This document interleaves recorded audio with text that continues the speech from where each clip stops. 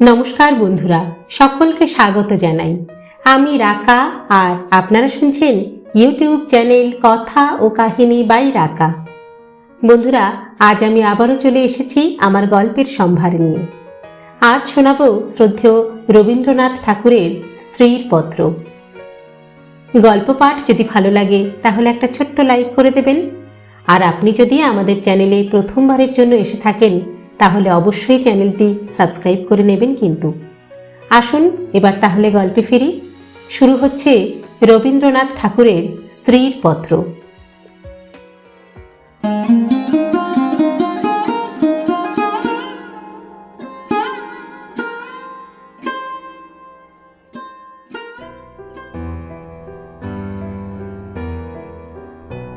শ্রীচরণ কমলেশু। আজ 15 বছর আমাদের বিবাহ হয়েছে। আজ পর্যন্ত তোমাকে চিঠি লিখিনি। চিরদিন কাছেই পড়ে আছি।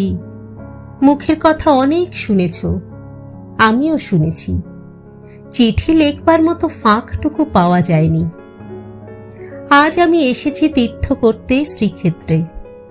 তুমি আছো আপিসের কাজে। শামুকের সঙ্গে খোলসের যে সম্বন্ধ, কলকাতার সঙ্গে তোমার তাই। সে তোমার দেহ মনের সঙ্গে এঁটে গিয়েছে, তাই তুমি আপিসে ছুটির দরখাস্ত করলে না। বিধাতার তাই অভিপ্রায় ছিল, তিনি আমার ছুটির দরখাস্ত মঞ্জুর করেছেন। আমি তোমাদের মেজ বউ। আজ 15 বছরের পরে এই সমুদ্রের ধারে দাঁড়িয়ে জানতে পেরেছি আমার জগৎ এবং জগদীশ্বরের সঙ্গে আমার অন্য সম্বন্ধও আছে। তাই আজ সাহস করে এই চিঠিখানি লিখছি। এই তোমাদের মেজ বউয়ের চিঠি নয়। তোমাদের সঙ্গে আমার সম্বন্ধ কপালে যিনি লিখেছিলেন, তিনি ছাড়া যখন সেই সম্ভাবনার কথা আর কেউ জানত না, সেই শিশু বয়সে আমি আর আমার ভাই একসঙ্গেই সন্নিপাতিক জ্বরে পড়ি। আমার ভাইটি মারা গেল, আমি বেঁচে উঠলুম। পাড়ার সব মেয়েরাই বলতে লাগলো, মৃণাল মেয়ে কিনা, তাই ও বাঁচল, বেটা ছেলে হলে কি আর রক্ষা পেত? ছুরি বিদ্যাতে জম পাকা, দামি জিনিসের পরেই তার লোভ।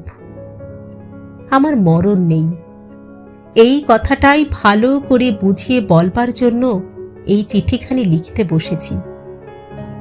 যেদিন তোমাদের দূর সম্পর্কের মামা তোমার বন্ধু নীরদকে নিয়ে কোণে দেখতে এলেন, তখন আমার বয়স 12। দুর্গম পাড়া গাঁয়ে আমাদের বাড়ি। সেখানে দিনের বেলা শেয়াল ডাকে। স্টেশন থেকে 7 ক্রোশ স্যাকরা গাড়িতে এসে বাকি 3 মাইল কাঁচা রাস্তায় পালকি করে তবে আমাদের গাঁয়ে পৌঁছানো যায়। সেদিন তোমাদের কি হয়রানি! তার উপরে আমাদের বাঙাল দেশের রান্না। সেই রান্নার প্রহসন আজও মামা ভোলেননি। তোমাদের বড় বউয়ের রূপের অভাব মেজ বউকে দিয়ে পূরণ করবার জন্য তোমার মায়ের একান্ত জিদ ছিল। নইলে এত কষ্ট করে আমাদের সে গায়ে তোমরা যাবে কেন? বাংলাদেশে পিলে, যকৃৎ, অম্লশূল এবং কোণের জন্য তো কাউকে খোঁজ করতে হয় না। তারা আপনি এসে চেপে ধরে, কিছুতে ছাড়তে চায় না। বাবার বুক দূর দূর করতে লাগলো। মা দুর্গা নাম জপ করতে লাগলেন। শহরের দেবতাকে পাড়াগাঁয়ের পূজারী কি দিয়ে সন্তুষ্ট করবে? মেয়ের রূপের উপর ভরসা, কিন্তু সেই রূপের গুমর তো মেয়ের মধ্যে নেই। যে ব্যক্তি দেখতে এসেছে সে তাকে যে দামই দেবে সেই তার দাম। তাই তো হাজার রূপে গুণেও মেয়ে মানুষের সংকোচ কিছুতে ঘোচে না। সমস্ত বাড়ির, এমনকি সমস্ত পাড়ার এই আতঙ্ক আমার বুকের মধ্যে পাথরের মতো চেপে বসল। সেদিনকার আকাশের যত আলো এবং জগতের সকল শক্তি যেন 12 বছরের একটি পাড়া গায়ে মেয়েকে 2 জন পরীক্ষকের 2 জোড়া চোখের সামনে শক্ত করে তুলে ধরবার জন্য পেয়াদাগিরি করছিল। আমার কোথাও লুকোবার জায়গা ছিল না। সমস্ত আকাশকে কাঁদিয়ে বাঁশি বাজতে লাগলো। তোমাদের বাড়িতে এসে উঠলুম। আমার খুঁতগুলি সবিস্তারে খতিয়ে দেখেও গিন্নির দল সকলে স্বীকার করলেন মোটের ওপর আমি সুন্দরী বটে। সে কথা শুনে আমার বড় জায়ের মুখ গম্ভীর হয়ে গেল। কিন্তু আমার রূপের কি দরকার ছিল তাই ভাবি। রূপ জিনিসটাকে যদি কোনো সেকেলে পণ্ডিত গঙ্গা মৃত্তিকা দিয়ে গড়তেন তাহলে ওর আদর থাকত, কিন্তু ওটা যে কেবল বিধাতা নিজের আনন্দে গড়েছেন, তাই তোমাদের ধর্মের সংসারে ওর দাম নেই। আমার যে রূপ আছে সে কথা ভুলতে তোমার বেশি দিন লাগেনি, কিন্তু আমার যে বুদ্ধি আছে সেটা তোমাদের পদে পদে স্মরণ করতে হয়েছে। ওই বুদ্ধিটা আমার এতই স্বাভাবিক যে তোমাদের ঘরকন্যার মধ্যে এত কাল কাটিয়েও আজও সে টিকে আছে। মা আমার এই বুদ্ধিটার জন্য বিষম উদ্বিগ্ন ছিলেন। মেয়ে মানুষের পক্ষে এ এক বালাই। যাকে বাধা মেনে চলতে হবে সে যদি বুদ্ধিকে মেনে চলতে চায় তবে ঠক্কর খেয়ে খেয়ে তার কপাল ভাঙবেই। কিন্তু কি করব বলো? তোমাদের ঘরের বউয়ের যতটা বুদ্ধি দরকার বিধাতা অসতর্ক হয়ে আমাকে তার চেয়ে খানিকটা বেশি দিয়ে ফেলেছেন। সে আমি এখন ফিরিয়ে দিই কাকে? তোমরা আমাকে মেয়ে জ্যাঠা বলে দুবেলা গাল দিয়েছ। কটু কথাই হচ্ছে অক্ষমের সান্ত্বনা, অতএব সে আমি ক্ষমা করলুম। আমার একটা জিনিস তোমাদের ঘরকন্যার বাইরে ছিল, সেটা কেউ তোমরা জানোনি। আমি লুকিয়ে কবিতা লিখতুম। সে ছাই পাশ যাই হোক না কেন, সেখানে তোমাদের অন্দর মহলের পাঁচিল ওঠেনি।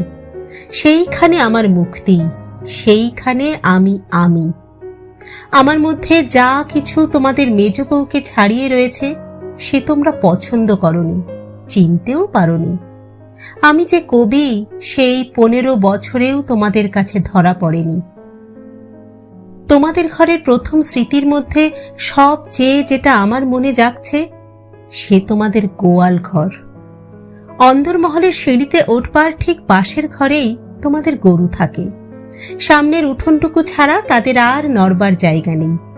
সেই উঠোনের কোণে তাদের জাবনা দেবার কাঠের গামলা। সকালে বেহারার নানা কাজ, উপবাসী গরুগুলো ততক্ষণ সেই গামলার ধারগুলো চেটে চেটে চিবিয়ে চিবিয়ে খাবলা করে দিত। আমার প্রাণ কাঁদত। আমি পাড়া গাঁয়ের মেয়ে। তোমাদের বাড়িতে যেদিন নতুন এলুম সেদিন ওই 2টি গরু এবং 3টি বাছুরই সমস্ত শহরের মধ্যে আমার চির পরিচিত আত্মীয়ের মতো আমার চোখে ঠেকল। যতদিন নতুন বউ ছিলুম নিজে না খেয়ে লুকিয়ে ওদের খাওয়াতুম।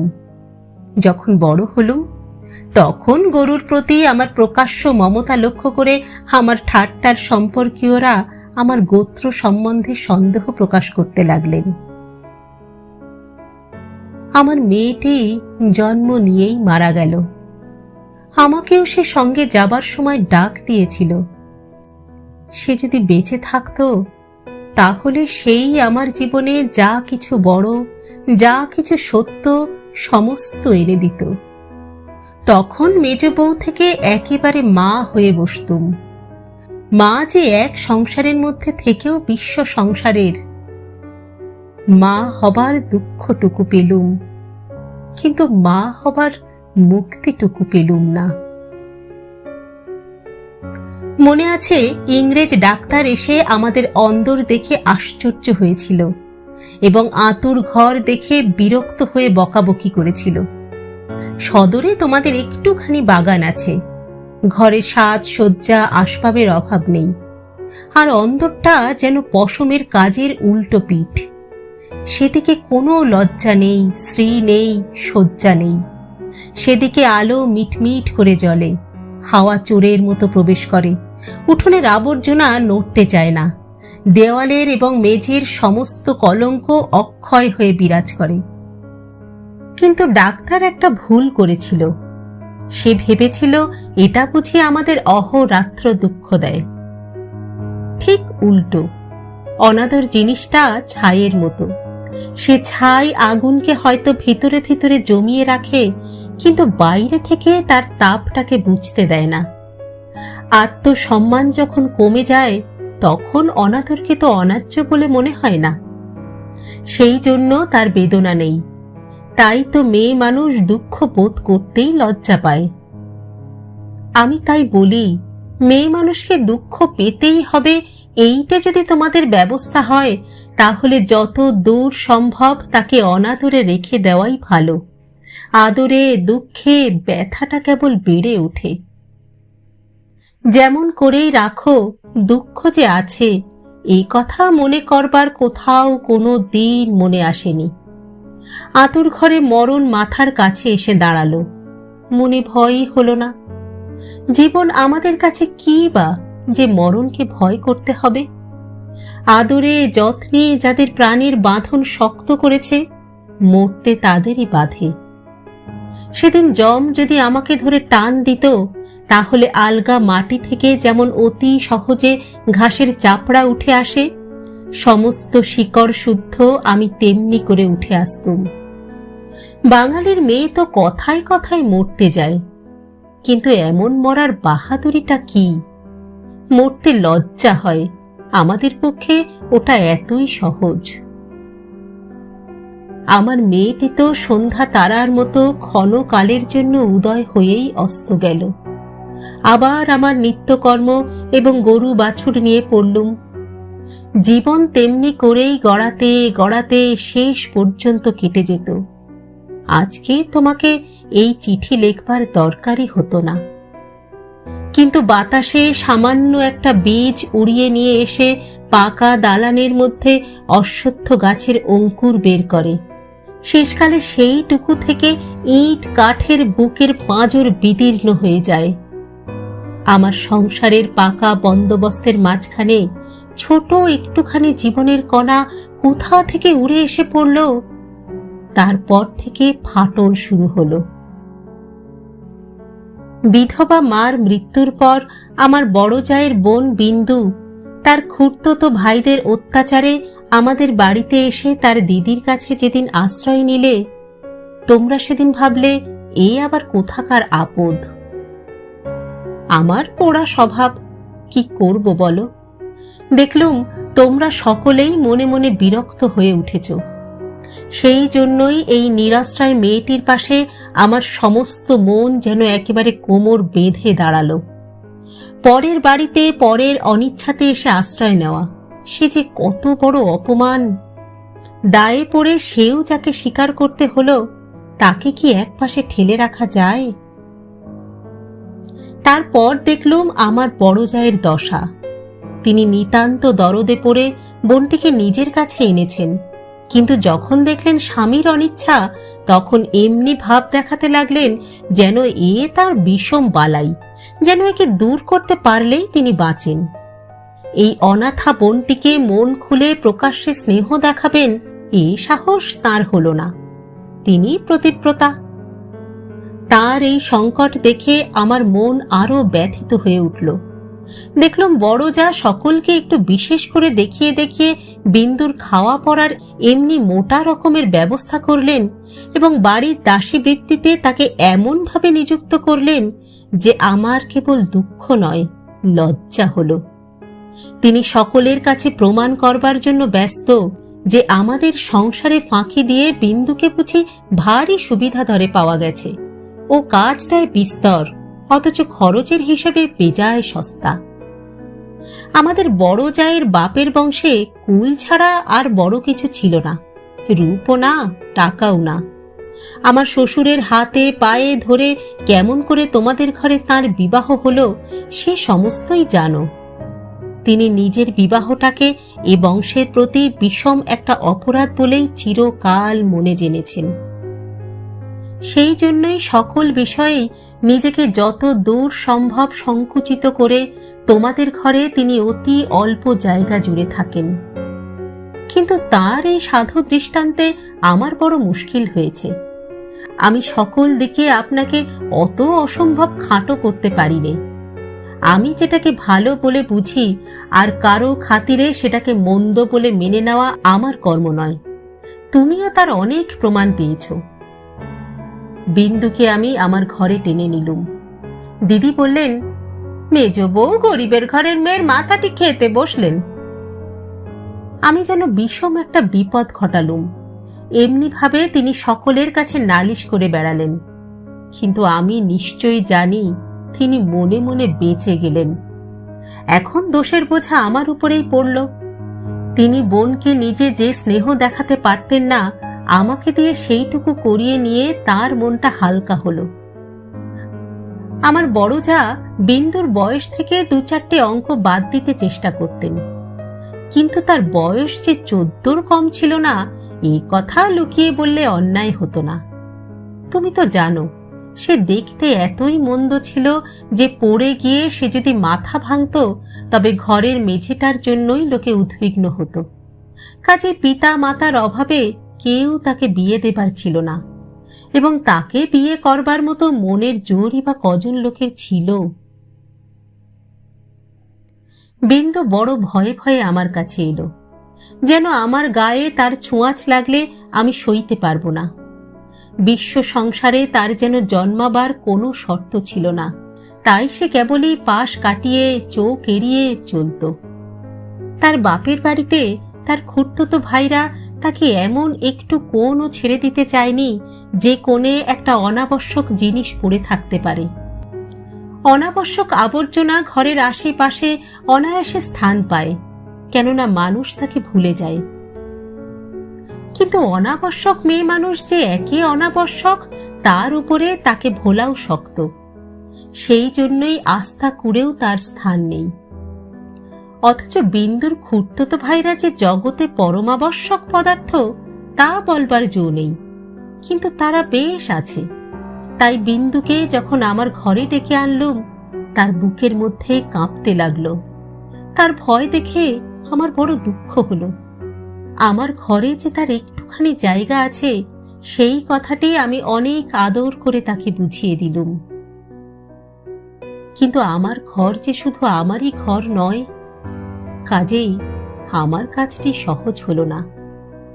2-4 দিন আমার কাছে থাকতেই তার গায়ে লাল লাল কি উঠল। হয়তো সে ঘামাচি, নয়তো আর কিছু হবে। তোমরা বললে বসন্ত, কেননা ও যে বিন্দু।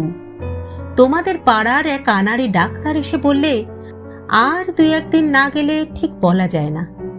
কিন্তু সেই 2-1 দিনের সবুর সইবে কে? বিন্দুর তো তার ব্যামোর লজ্জাতেই মরবার জো হলো। আমি বললুম, বসন্ত হয় তো হোক, আমি আমাদের সেই আতুর ঘরে ওকে নিয়ে থাকবো, আর কাউকে কিচ্ছু করতে হবে না। এই নিয়ে আমার উপরে তোমরা যখন সকলে মার মূর্তি ধরেছ, এমনকি বিন্দুর দিদিও যখন অত্যন্ত বিরক্তির ভান করে পোড়া কপালি মেয়েটাকে হাসপাতালে পাঠাবার প্রস্তাব করছেন, এমন সময় ওর গায়ের সমস্ত লাল দাগ একদম মিলিয়ে গেল। তোমরা দেখি তাতে আরও ব্যস্ত হয়ে উঠলে, বললে নিশ্চয়ই বসন্ত বসে গিয়েছে, কেননা ও যে বিন্দু। অনাদরে মানুষ হবার একটা মস্ত গুণ শরীরটাকে তাতে একেবারে অজর অমর করে তোলে। ব্যায়াম হতেই চায় না। মরার সদর রাস্তাগুলি একেবারেই বন্ধ। রোগ তাই তাকে ঠাট্টা করে গেল, কিছুই হলো না। কিন্তু এটা বেশ বোঝা গেল, পৃথিবীর মধ্যে সবচেয়ে অকিঞ্চিতকর মানুষকে আশ্রয় দেওয়াই সবচেয়ে কঠিন। আশ্রয়ের দরকার তার যত বেশি, আশ্রয়ের বাধাও তার তেমনি বিষম। আমার সম্বন্ধে বিন্দুর ভয় যখন ভাঙল, তখন ওকে আর এক গেরোয় ধরল। আমাকে এমনি ভালোবাসতে শুরু করলে যে আমাকে ভয় ধরিয়ে দিলে। ভালোবাসার এরকম মূর্তি সংসারে তো কোনো দিন দেখিনি। বইয়েতে পড়েছি বটে, সেও তো মেয়ে পুরুষের মধ্যে। আমার যে রূপ ছিল সেই কথা আমার মনে করবার কোনো কারণ বহুকাল ঘটেনি। এত দিন পরে সেই রূপটা নিয়ে পড়ল এই কুশ্রী মেয়েটি। আমার মুখ দেখে তার চোখের আশ আর মিটত না। বলতো, দিদি তোমার এই মুখখানি আমি ছাড়া আর কেউ দেখতে পায়নি। যেদিন আমি নিজের চুল নিজে বাঁধতুম, সেদিন তার ভারী অভিমান। আমার চুলের বোঝা 2 হাত দিয়ে নাড়তে চাটতে তার ভারী ভালো লাগতো। কোথাও নিমন্ত্রণে যাওয়া ছাড়া আমার সাজগোজের তো দরকার ছিল না, কিন্তু বিন্দু আমাকে অস্থির করে রোজই কিছু না কিছু সাজ করাতো।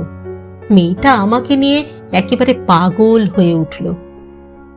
তোমাদের অন্দরমহলে কোথাও জমি এক ছটাক নেই। উত্তর দিকে পাঁচিলের গায়ে নর্দমার ধারে কোনো গতিকে একটা গাব গাছ জন্মেছে। যেদিন দেখতুম সেই গাব গাছের নতুন পাতাগুলি রাঙা টকটকে হয়ে উঠেছে, সেই দিন জানতুম ধরাতলে বসন্ত এসেছে বটে। আমার ঘর কন্যার মধ্যে ওই অনাদৃত মেয়েটার চিত্ত যেদিন আগাগোড়া এমন রঙিন হয়ে উঠল, সেদিন আমি বুঝলুম হৃদয়ের জগতেও একটা বসন্তের হাওয়া আছে। সে কোন স্বর্গ থেকে আসে, গলির মোড় থেকে আসে না। বিন্দুর ভালোবাসার দুঃসহ বেগ আমাকে অস্থির করে তুলেছিল। একবার তার উপর রাগ হতো, সে কথা স্বীকার করি, কিন্তু তার এই ভালোবাসার ভিতর দিয়ে আমি আপনার একটি স্বরূপ দেখলুম, যা আমি জীবনে আর কোনো দিন দেখিনি। সেই আমার মুক্ত স্বরূপ। এদিকে বিন্দুর মতো মেয়েকে আমি যে এতটা আদর যত্ন করছি, হে তোমাদের অত্যন্ত বাড়াবাড়ি বলে ঠেকল। এর জন্য খুঁতখুঁত খিটখিটের অন্ত ছিল না। যেদিন আমার ঘর থেকে বাজুবন্ধ চুরি গেল, সেদিন সেই চুরিতে বিন্দুর যে কোনো রকম হাত ছিল এই কথার আভাস দিতে তোমাদের লজ্জা হলো না। যখন স্বদেশী হাঙ্গামায় লোকের বাড়ি তল্লাশি হতে লাগলো, তখন তোমরা অনায়াসে সন্দেহ করে বসলে যে বিন্দু পুলিশের পোষা মেয়ে চোর। তার আর কোনো প্রমাণ ছিল না, কেবল এই প্রমাণ যে ও বিন্দু। তোমাদের বাড়ির দাসীরা ওর কোনো রকম কাজ করতে আপত্তি করত। তাদের কাউকে ওর কাজ করবার ফরমাস করলে ও মেয়েও একেবারে সংকোচে যেন আড়ষ্ট হয়ে উঠত। এই সকল কারণেই ওর জন্য আমার খরচ বেড়ে গেল। আমি বিশেষ করে একজন আলাদা দাসী রাখলুম। সেটা তোমাদের ভালো লাগেনি। বিন্দুকে আমি যেসব কাপড় পরতে দিতুম, তা দেখে তুমি এত রাগ করেছিলে যে আমার হাত খরচের টাকা বন্ধ করে দিলে। তারপর দিন থেকে আমি 5 শিকে দামের জোড়া মোটা কোরা কলের ধুতি পরতে আরম্ভ করে দিলুম। আর মতির মা যখন আমার এঁটো ভাতের থালা নিয়ে যেতে এলো, তাকে বারণ করে দিলুম। আমি নিজে উঠোনের কলতলায় গিয়ে এঁটো ভাত বাছুরকে খাইয়ে বাসন মেজেছি। একদিন হঠাৎ সেই দৃশ্যটি দেখে তুমি খুব খুশি হওনি। আমাকে খুশি না করলেও চলে, আর তোমাদের খুশি না করলেই নয়, এই সুবুদ্ধিটা আজ পর্যন্ত আমার ঘটে এলো না। এদিকে তোমাদের রাগও যেমন বেড়ে উঠেছে, বিন্দুর বয়সও তেমনি বেড়ে চলেছে। সেই স্বাভাবিক ব্যাপারে তোমরা অস্বাভাবিক রকমের বিব্রত হয়ে উঠেছিলে। একটা কথা মনে করে আমি আশ্চর্য হই, তোমরা জোর করে কেন বিন্দুকে তোমাদের বাড়ি থেকে বিদায় করে দাওনি? আমি বেশ বুঝি তোমরা আমাকে মনে মনে ভয় করো। বিধাতা যে আমাকে বুদ্ধি দিয়েছিলেন, ভিতরে ভিতরে তার খাতির না করে তোমরা বাঁচো না। অবশেষে বিন্দুকে নিজের শক্তিতে বিদায় করতে না পেরে তোমরা প্রজাপতি দেবতার শরণাপন্ন হলে। বিন্দুর বর ঠিক হলো। বড় যা বললেন, বাঁচলাম, মা কালী আমাদের বংশের মুখ রক্ষা করলেন। বর কেমন হলো তা জানি নে, তোমাদের মুখে শুনলুম সকল বিষয়েই ভালো। বিন্দু আমার পা জড়িয়ে ধরে কাঁদতে লাগলো, বললে, দিদি, আমার আবার বিয়ে করা কেন?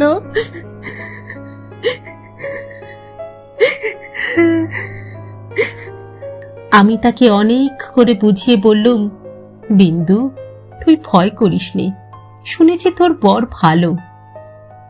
বিন্দু বললে, বর যদি ভালো হয়, আমার কি আছে যে আমাকে তার পছন্দ হবে? বরপক্ষরা তো বিন্দুকে দেখতে আসবার নামও করলে না। বড় দিদি তাতে বড় নিশ্চিন্ত হলেন, কিন্তু দিনে রাত্রে বিন্দুর কান্না আর থামতে চায় না। সে তার কি কষ্ট সে আমি জানি। বিন্দুর জন্য আমি সংসারে অনেক লড়াই করেছি, কিন্তু ওর বিবাহ বন্ধ হোক এই কথা বলবার সাহস আমার হলো না। কিসের জোরেই বা বলবো? আমি যদি মারা যাই তোর কি দশা হবে?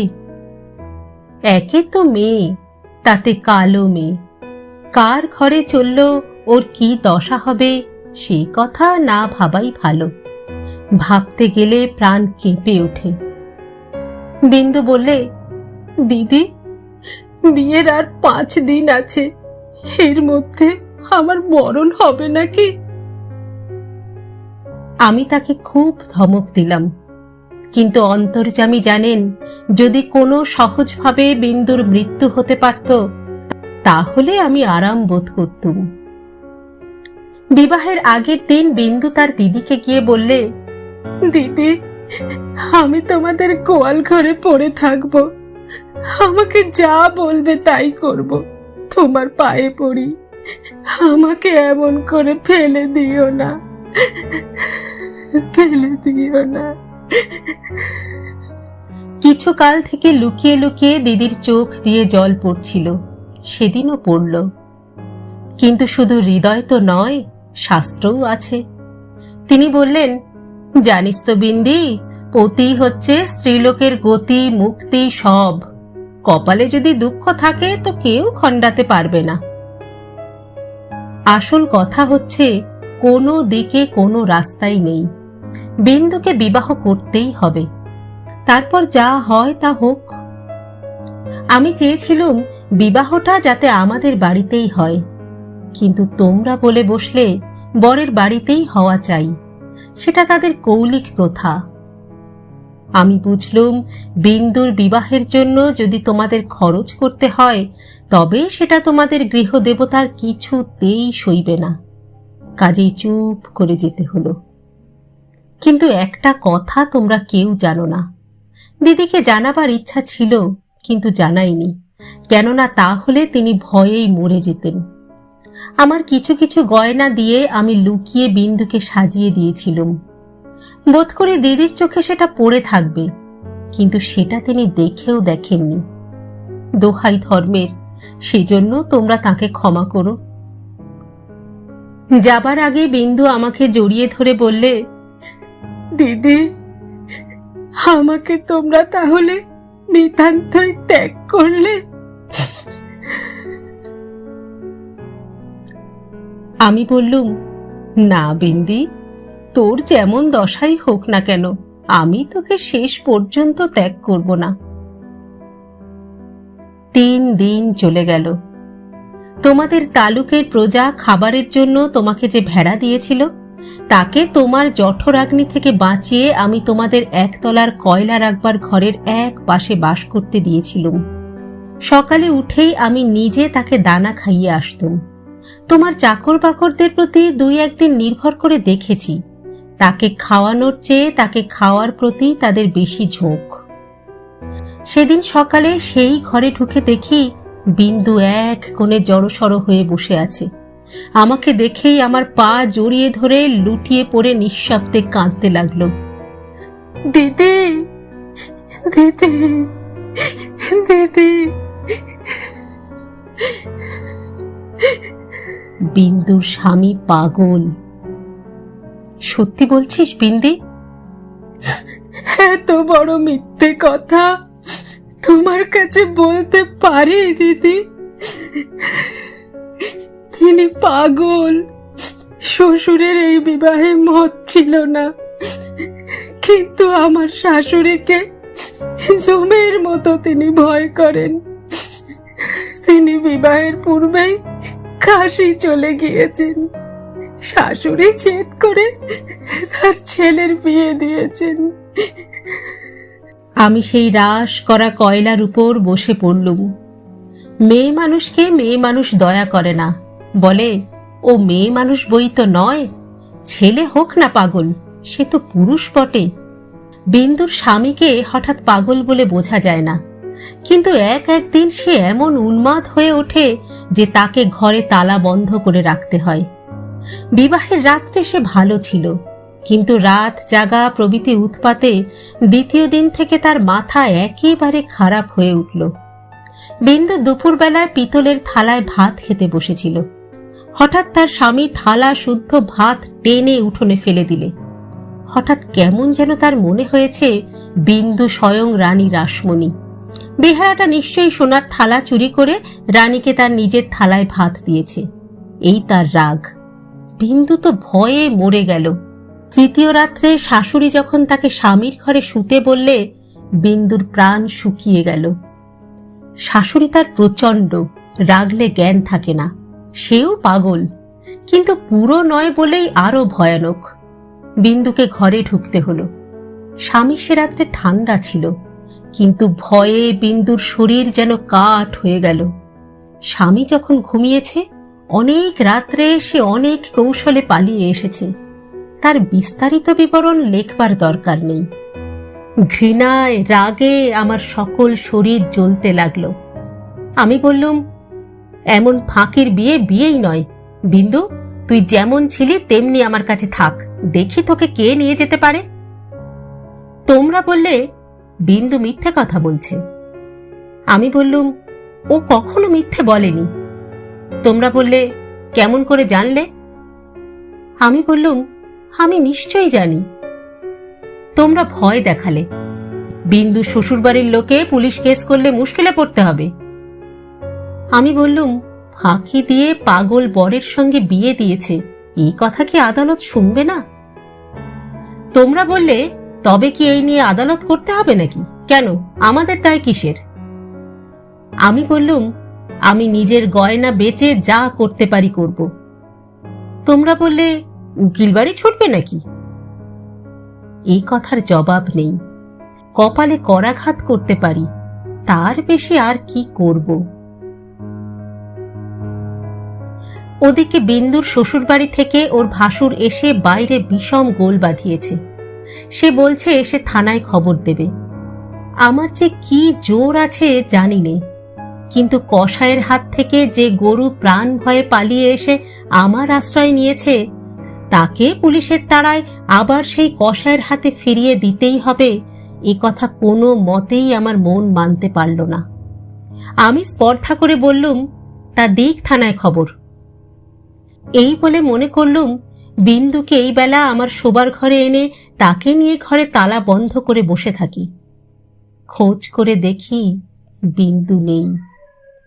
তোমাদের সঙ্গে আমার বাদ প্রতিবাদ যখন চলছিল, তখন বিন্দু আপনি বাইরে গিয়ে তার ভাসুরের কাছে ধরা দিয়েছে। বুঝেছে এ বাড়িতে যদি সে থাকে তবে আমাকে সে বিষম বিপদে ফেলবে। মাঝখানে পালিয়ে এসে বিন্দু আপন দুঃখ আরো বাড়ালে। তার শাশুড়ির তর্ক এই যে তার ছেলে তো ওকে খেয়ে ফেলছিল না।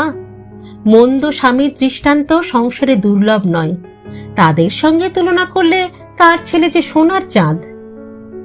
আমার বড় যা বললেন, ওর পোড়া কপাল, তা নিয়ে দুঃখ করে কি করব? তা পাগল হোক ছাগল হোক, স্বামী তো বটে। কুষ্ঠ রোগীকে কোলে করে তার স্ত্রী বেশ্যার বাড়িতে নিজে পৌঁছে দিয়েছে। সতী সাধ্যের সেই দৃষ্টান্ত তোমাদের মনে জাগছিল। জগতের মধ্যে অধমতম কাপুরুষতার এই গল্পটা প্রচার করে আসতে তোমাদের পুরুষের মনে আজ পর্যন্ত একটুকুও সংকোচ বোধ হয়নি। সেই জন্যই মানব জন্ম নিয়েও বিন্দুর ব্যবহারে তোমরা রাগ করতে পেরেছ। তোমাদের মাথা হেট হয়নি। বিন্দুর জন্য আমার বুক ফেটে গেল, কিন্তু তোমাদের জন্য আমার লজ্জার সীমা ছিল না। আমি তো পাড়া গাঁয়ে মেয়ে, তার উপরে তোমাদের ঘরে পড়েছি। ভগবান কোন ফাঁক দিয়ে আমার মধ্যে এমন বুদ্ধি দিলেন, তোমাদের এই সব ধর্মের কথা আমি যে কিছুতেই সইতে পারলুম না। আমি নিশ্চয়ই জানতুম মরে গেলেও বিন্দু আমাদের ঘরে আর আসবে না, কিন্তু আমি যে তাকে বিয়ের আগের দিন আশা দিয়েছিলুম যে শেষ পর্যন্ত তাকে ত্যাগ করব না। আমার ছোট ভাই শরৎ কলকাতায় কলেজে পড়ছিল।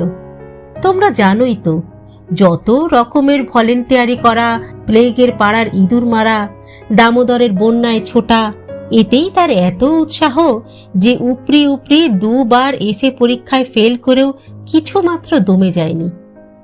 তাকে আমি ডেকে বললুম, বিন্দুর খবর যাতে পাই তোকে সেই বন্দোবস্ত করে দিতে হবে শরৎ। বিন্দু আমাকে চিঠি লিখতে সাহস করবে না, লিখলেও আমি পাবো না। এরকম কাজের চেয়ে যদি তাকে বলতুম বিন্দুকে ডাকাতি করে আনতে কিংবা তার পাগল স্বামীর মাথা ভেঙে দিতে, তাহলে সে বেশি খুশি হতো। শরতের সঙ্গে আলোচনা করছি, এমন সময় তুমি ঘরে এসে বললে, আবার কি হাঙ্গামা বাঁধিয়েছ? আমি বললুম, সেই যা সব গোড়ায় বাঁধিয়েছিলুম, তোমাদের ঘরে এসেছিলুম, কিন্তু সে তো তোমাদেরই কীর্তি। তুমি জিজ্ঞাসা করলে, বিন্দুকে আবার কোথাও লুকিয়ে রেখেছ? আমি বললুম, বিন্দু যদি আসতো তাহলে নিশ্চয়ই এনে লুকিয়ে রাখতুম, কিন্তু সে আসবে না, তোমাদের ভয় নেই। শরৎকে আমার কাছে দেখে তোমার সন্দেহ আরো বেড়ে উঠল। তা আমি জানতুম, শরৎ আমাদের বাড়ি যাতায়াত করে এ তোমরা কিছুতেই পছন্দ করতে না। তোমাদের ভয় ছিল ওর পরে পুলিশের দৃষ্টি আছে, কোনোদিন ও কোনো রাজনৈতিক মামলায় জড়িয়ে পড়বে, তখন তোমাদের শুদ্ধ জড়িয়ে ফেলবে। সেই জন্য আমি ওকে ভাই ফোঁটা পর্যন্ত লোক দিয়ে পাঠিয়ে দিতুম, ঘরে ডাকতুম না। তোমার কাছে শুনলুম বিন্দু আবার পালিয়েছে, তাই তোমাদের বাড়িতে তার ভাসুর খোঁজ করতে এসেছে। শুনে আমার বুকের মধ্যে শেল বিঁধল। হতভাগিনীর যে কি অসহ্য কষ্ট তা বুঝলুম, অথচ কিছুই করবার রাস্তা নেই।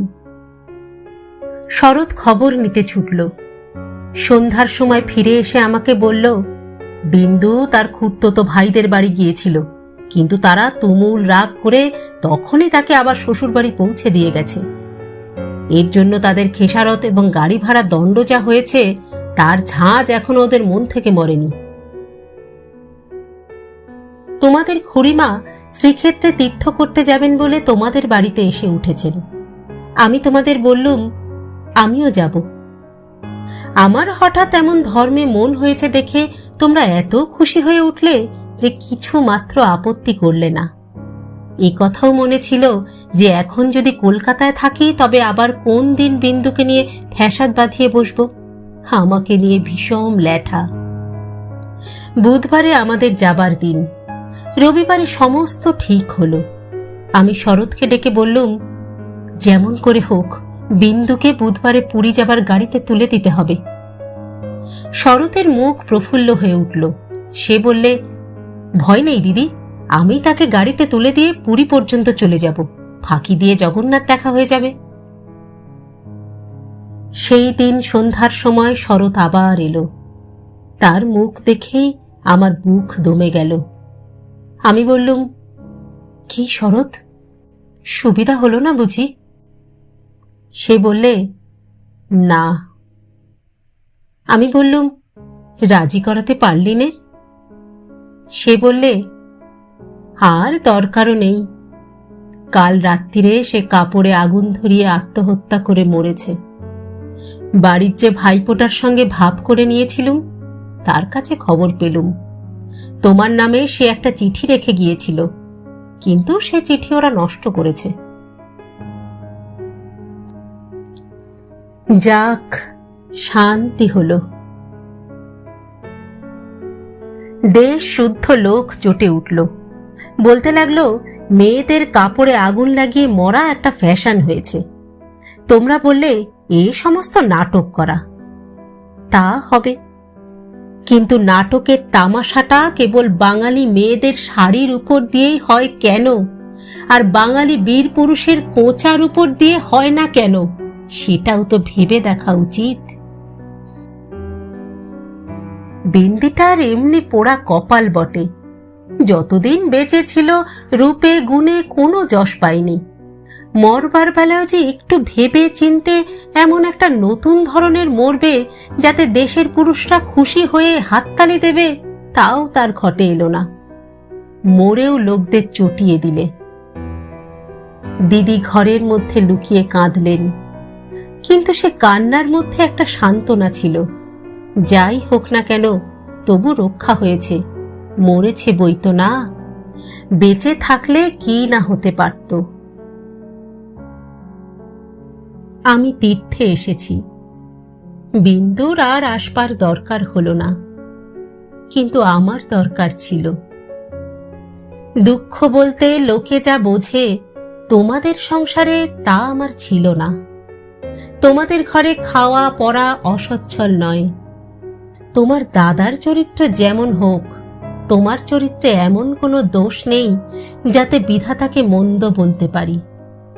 যদি বা তোমার স্বভাব তোমার দাদার মতোই হতো, তাহলেও হয়তো মোটের উপর আমার এমনি ভাবেই দিন চলে যেত, এবং আমার সতী সাধ্বী বড় জায়ের মতো পতি দেবতাকে দোষ না দিয়ে বিশ্ব দেবতাকেই আমি দোষ দেবার চেষ্টা করতুম। অতএব তোমাদের নামে আমি কোনো নালিশ উত্থাপন করতে চাইনি। আমার এ চিঠি সেজন্য নয়। কিন্তু আমি যে আর তোমাদের সেই 27 নম্বর মাখন বড়ালের গলিতে ফিরব না। আমি বিন্দুকে দেখেছি। সংসারের মাঝখানে মেয়ে মানুষের পরিচয়টা যে কি তা আমি পেয়েছি, আর আমার দরকার নেই। তারপরে এও দেখেছি, ও মেয়ে বটে, তবু ভগবান ওকে ত্যাগ করেননি। তার উপরে তোমাদের যত জোরই থাক না কেন, সে জোরের অন্ত আছে। ও আপনার হতভাগ্য মানব জনমের চেয়ে বড়। তোমরাই যে আপন ইচ্ছা মতো আপন দস্তুর দিয়ে ওর জীবনটাকে চিরকাল পায়ের তলায় চেপে রেখে দেবে, তোমাদের পা এত লম্বা নয়। মৃত্যু তোমাদের চেয়ে বড়। সেই মৃত্যুর মধ্যে সে মহান।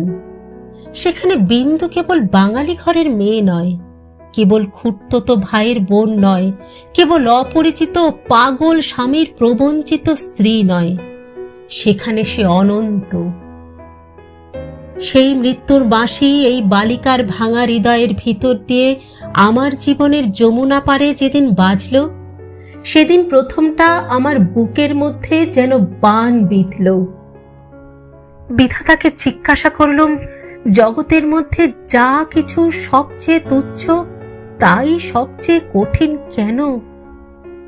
এই গলির মধ্যকার চারদিকের পাঁচিল তোলা নিরানন্দের অতি সামান্য বুদবুদটা এমন ভয়ঙ্কর বাধা কেন?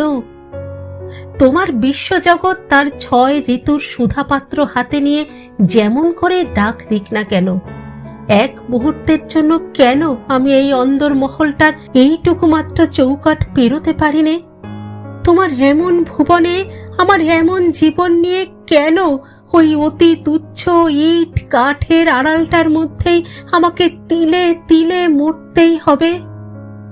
কত তুচ্ছ আমার এই প্রতিদিনকার জীবনযাত্রা, কত তুচ্ছ এর সমস্ত বাধা নিয়ম, বাধা অভ্যাস, বাধা বুলি, এর সমস্ত বাধা মার।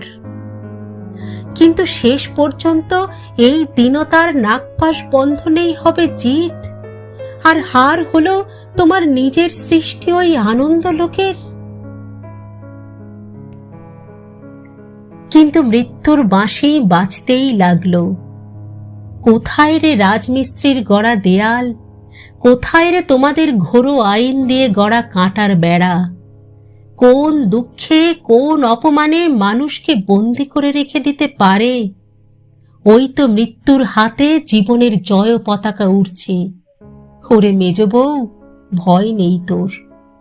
মেজ বউয়ের খোলস ছিন্ন হতে এক নিমেষও লাগে না। তোমাদের গলিকে আর আমি ভয় করিনি।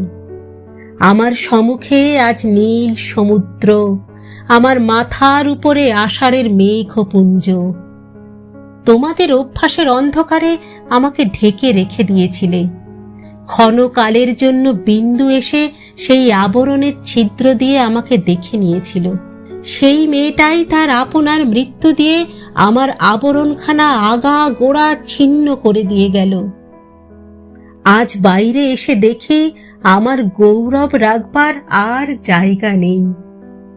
আমার এই অনাদৃত রূপ যার চোখে ভালো লেগেছে, সেই সুন্দর তার সমস্ত আকাশ দিয়ে আমাকে দেখছেন। এইবার মরেছে মেজ বউ। তুমি ভাবছ আমি মরতে যাচ্ছি? ভয় নেই, অমন পুরনো ঠাট্টা তোমাদের সঙ্গে আমি করব না।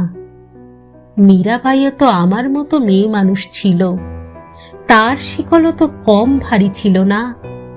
তাকে তো বাঁচবার জন্য মরতে হয়নি। মীরাবাই তার গানে বলেছিল, ছাড়ুক বাপ, ছাড়ুক মা, ছাড়ুক যে যেখানে আছে, মীরা কিন্তু লেগেই থাকবে। প্রভু, তাতে তার যা হবার হোক। এই লেগে থাকাই তো বেঁচে থাকা। আমিও বাঁচব, আমি বাঁচলুম।